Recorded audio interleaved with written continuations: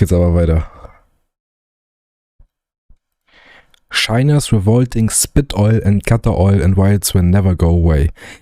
Leute, die altes Öl aus der Kanalisation oder aus dem Mülleimer holen, um einfach das Ölgeld zu sparen, und dann stellen sie vorne an ihren Fastfood, Streetfood-Wagen einfach vorne eine Flasche von teurem Öl, von sauberem Öl, was auch dafür gedacht ist, um zu zeigen, dass sie damit generell kochen. Jetzt will ich das Video drüber sehen. Räudig.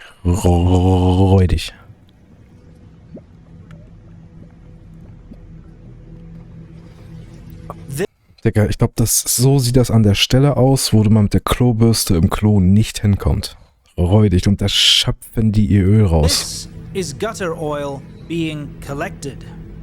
If you visited or lived in China, you have eaten gutter oil. Och nö.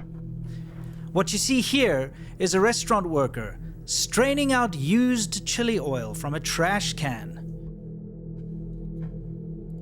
This is being collected to be reused for the next customer who orders spicy hot pot.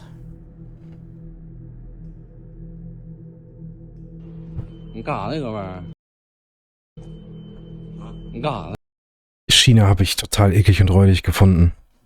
Ging gar nicht. Drecksland. This man is confronted and asked, do you not have family you care about? I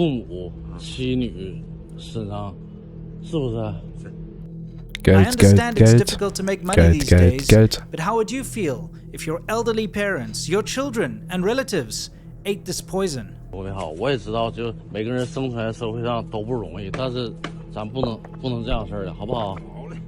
Hauptsache spart ein bisschen Geld. To which he replied, you're right. I'll be on my way. Ich habe schon genügend. Ich habe schon den halben Eimer voll.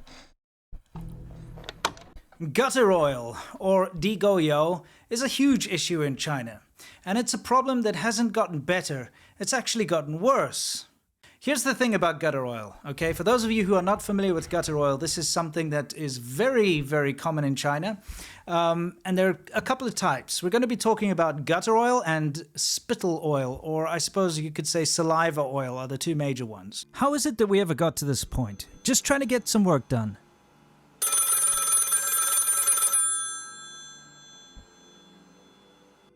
We've been trying to reach you concerning your car's extended warranty. What? No! Let's get back to work. Werbung. Did you? There are lists that they sell to pieces and legal papers, and it's a hassle and private deals. Personal information. Look, I think that wins the code.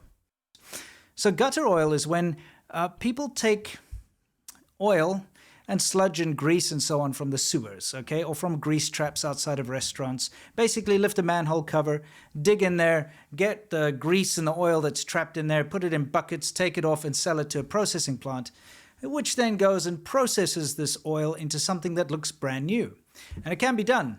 You know, they boil it and they strain it and they do all this stuff. And at the end of the day, they put it in a cooking oil bottle and it looks brand new as if you've bought it outside of the shop. And it's actually very difficult to tell, you know, by looking at it, if it is legit or not. And then these are actually sold to restaurants and to people to use in their homes at a much discounted price. There's a lot of money to be made. And the reason for this is, of course, is that it's free. Okay? All it takes is a little bit of your... Warum wird es dann einfach weggeschüttet? Muss man, also, ich glaube, in Deutschland musst du das Öl doch auffangen. Du darfst doch auch, oder sollte man nicht Öl einfach so den Abfluss runter, weil das eh alles verklebt und man soll das in eine Flasche füllen oder irgendein Behältnis und dann neben den Restmülleimer stellen. Weird. Time to go and dig this stuff out of the sewer and out of the Aber, okay, another man's trash is another man's come up, ne? Covers and from the gutters and so on, and then you can go and sell it, right? And then you're not even getting a lot of money. The collectors, by the way, aren't the ones making the digoyo. They just collect it and they take it to these little clandestine factories that spring up all over the place. Then they just process it and then sell it for a big profit. Because think about it, you can sell it for half the cost of new oil and you're still making a lot of money. So that's the gutter oil or digoyo. which ends up in your food a lot of the time. And this is a big problem in China because it makes its way into restaurants. Doesn't matter if they're fancy restaurants or low-end restaurants, it doesn't matter because all you need is a Wenn es da ein paar Gesetze geben würde, die das auch prüfen und man das durchziehen kann und mit einem Siegel und so, deswegen gibt es Gesetze. Deswegen China ist unscrupulous so ein restaurant Drecksland. owner who wants to save a little bit of money. And there you've got cancerous, poisonous, very not good for human consumption oil being used to cook your food. And nobody will know because the effects are only long term. So you can eat at the same restaurant for 10 years. You finally get cancer. You don't realize it came from the food from that restaurant because they're using gutter oil. And the second type of oil we're going to talk about is 口水油 or saliva oil or spittle oil or spit oil, I guess you could call it.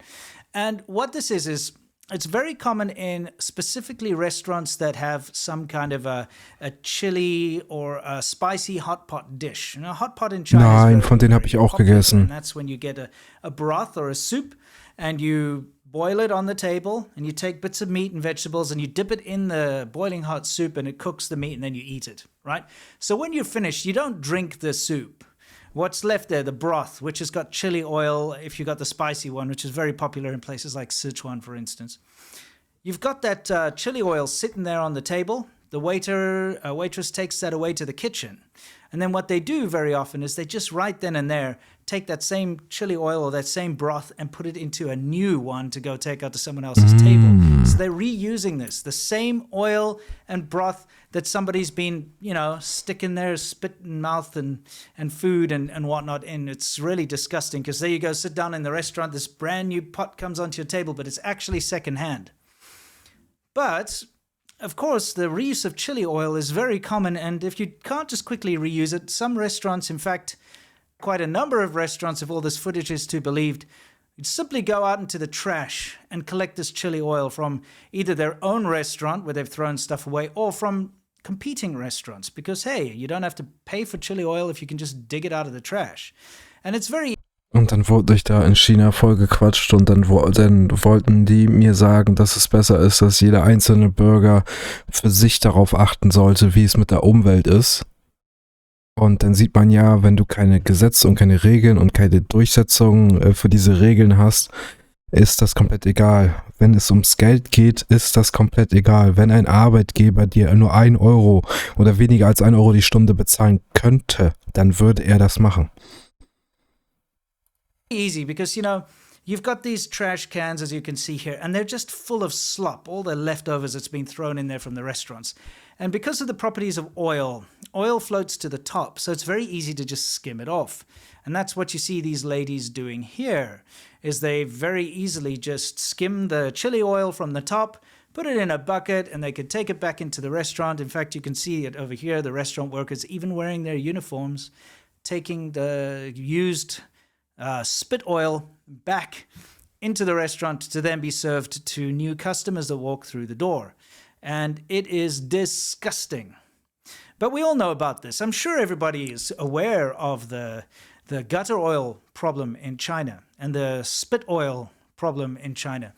But the question is, why on earth does it still persist to this day? Because this has been a problem for as long as I can remember. Even in the early days when I was in China, I was hearing about spittle oil and digoyo, gutter oil. And my Chinese friends would warn me about it, and people would talk about it, and it would be in the news, and there'd be a scandal where you find out that a whole chain of very good restaurants had been using gutter oil, and people would Er hat ja gesagt, dass es das Problem gibt, dass die High-Fancy-Restaurants dafür gar nichts können, aber wenn du einen Preis hast für ein Öl, was die Hälfte liegt unter dem Marktpreis, dann bist du dir doch bewusst, dass es aus einer illegalen Quelle kommt und verunreinigt ist, oder nicht? would be arrested and so on. And in fact, the Chinese government even started to put very harsh penalties in place for gutter oil. At first, lengthy prison terms if you're caught selling it, and then later even the death penalty, which actually some people have been given the death penalty for selling and producing gutter oil. But the problem is, if you look up the cases, there are actually very few people that have actually been sentenced to death. And so this is the real reason why it still persists and has gotten worse. And that is, first of all, it's easy to get away with. all right? Very few people have been punished for this, even though it is a nationwide problem. When the crackdowns happen, they do happen, but then they're over fairly quickly and things resume as usual. But the biggest reason why gutter oil is still a big problem in China is that the economy is currently suffering big time. Now, what's the biggest way to make money in a poor economy? What's to take shortcuts? Ja, Geld saven, wo es geht. Because everybody that makes money through food, which, you know, the food industry is one of the biggest in China. Think about it. You've got all these mouths to feed. You've got all these restaurants everywhere. You've got all these little mom and pop side of the roads food stalls and so on. Everywhere you go in China, there's street food and restaurants, and it's cheap to eat out in China. It's one of the things I loved about China the most is the fact that it actually worked out to be cheaper to go to a restaurant every single day for lunch and dinner than to cook at home for myself. That's just the nature of how China is. Dass es billiger ist? Das wäre auch geil hier. Wenn Döner billiger wäre als zu Hause zu essen. Holy shit. Ich würde 500 Kilo wiegen. Eating out is cheap. Of course, you can go to very expensive places if you like, but if you just go to your average everyday restaurant, you actually end up saving money. So these guys that have these food stalls outside, if they're going to go buy a thing of cooking oil to cook their stuff, they don't have a lot of profit margin. Remember, when they're selling their fried dish, whatever they're making, whether it's fried noodles or rice or whatever the case, their profit margins are so small that even 1 cent savings makes a difference. So the cooking oil is the core ingredient to everything that's cooked in China. Pretty much everything is fried in oil in China. The majority of foods, of course, you do get steamed foods and a couple of other ways of cooking, but the majority of the food that you eat, the rice and the noodles and the vegetables, it's all stir-fried. It's all cooked in oil in a wok or whatever. So it's a core ingredient in cooking in China.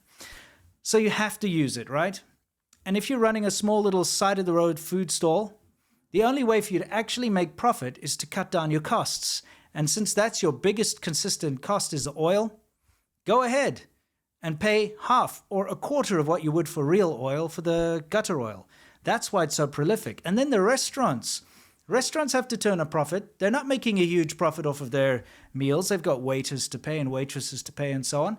And so if they can cut down costs on their cooking oil, which is an ingredient that's used every day, all day in the restaurant, of course they're going to do it. Now, I'm not here to try and just... Wie viel kostet ein Liter Cooking Oil in China?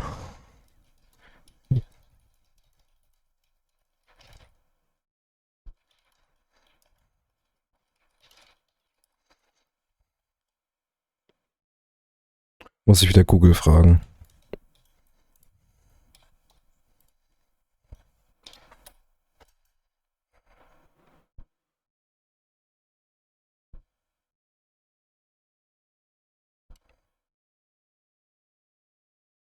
Okay, wird mich angezeigt, die wollen mir China-Öl verkaufen. Ich will aber wissen, wie viel Öl in China kostet, nicht China-Öl.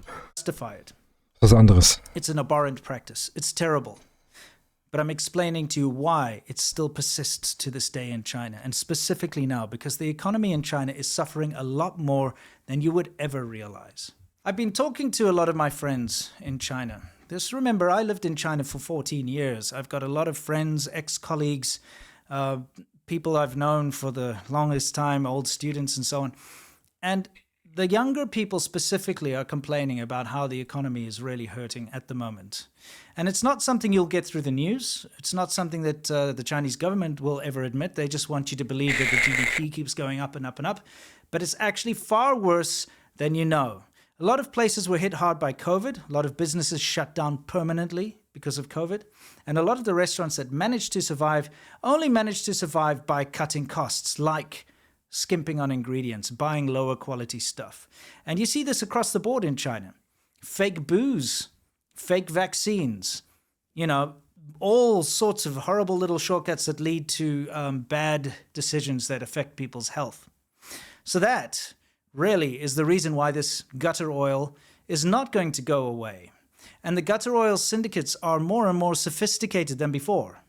And if anyone tries to pretend as if it's being taken care of and that the government clamped down and it doesn't exist anymore, that's bullshit. Because not only is this footage that I'm showing you recent, But I filmed a lot of it myself.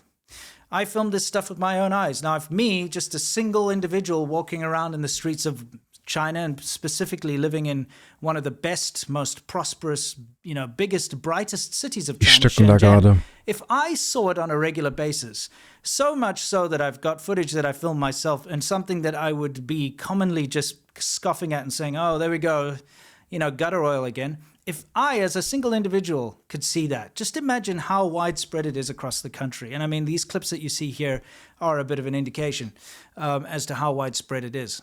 So much like the gutter oil is in the sewer, in the toilet, so is the Chinese economy. And this is a great indicator. I hope you learned something, everybody, and I can't wait to see you in the next video. Until then, don't forget to check out my Friday show, where we talk about all the latest and greatest. It's not just food, but the shortcuts in construction led to the roof of a gymnasium collapsing and killing an entire girls' volleyball team. All young 16, 15-year-old girls were killed in an instant when the roof collapsed on them. It's absolutely terrible and terrifying. But if you want to see more about this stuff, please go and check out The China Show, which I do with my friend Lau86 every week. And I hope to see you there and in the next video. Until then, you know the drill. As always, unlike gutter oil or spittle oil,